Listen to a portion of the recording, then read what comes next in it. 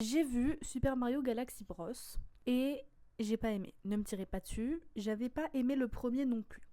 Pour ma défense, je n'ai jamais vraiment joué aux jeux Mario à part Mario Kart. Et donc c'est pas une de mes licences Nintendo de cœur. En fait, j'en ai un peu rien à foutre. J'ai aucun attachement émotionnel sur Mario. Et je trouvais pour le premier film que c'était un concentré de cutscenes. C'est-à-dire que vraiment dans le montage du film et dans la réalisation, c'est comme si je regardais un let's play où je jouais à un jeu vidéo, mais en fait je jouais pas au jeu vidéo, je regardais juste les cutscenes et c'était extrêmement frustrant et extrêmement vide. J'ai retrouvé ce sentiment avec le deuxième, mais un peu moins, peut-être parce que j'étais préparée. Mais j'ai toujours quand même en ressortant l'impression d'avoir vu une longue pub pour des jouets McDo. Et j'ai l'impression que le film a rien à dire, alors qu'il y a des sujets qui sont... C'est même pas effleuré, mais on les pointe du doigt, ils sont un peu loin là-bas dans l'univers, comme ça à quelques kilomètres. Et le film est au courant qu'il y aurait des trucs à creuser, notamment là sur ce film, sur la relation entre Bowser et son fils, et puis sur la relation entre Peach et Rosalina, slash Harmony. Moi je l'appelle Harmony, si vous l'appelez Rosalina, appelez-la Rosalina. Mais le film le fait pas. Il y a quelque chose vraiment qui est raté avec ces films.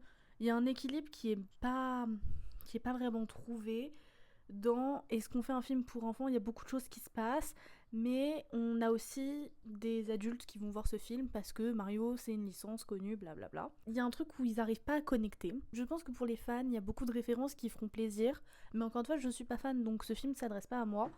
Et ça, c'est une question que je pose dans le prochain épisode du podcast qui va sortir incessamment sous peu, de l'adaptation d'un jeu vidéo, d'une licence de jeu vidéo au cinéma. Est-ce que c'est accessible pour les non-fans et comment est-ce qu'on s'adresse à un public qui n'a pas forcément joué au jeu et en fait qu'est-ce qu'une adaptation.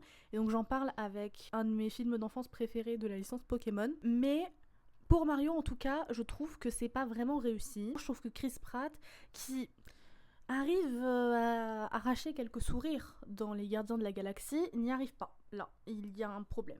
Il n'arrive pas à être drôle, il est même pas touchant, il est rien du tout, et ça tombe assez plat quand c'est ton personnage principal. Sinon, le film est assez bien animé, c'est joli. Il y a quelques moments qui sont intéressants.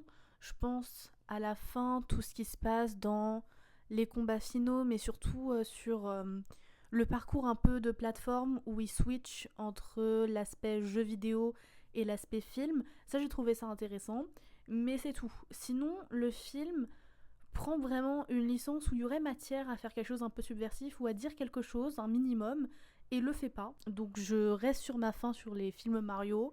S'il y en a un troisième, je suis pas sûre d'aller le voir. Bisous bisous.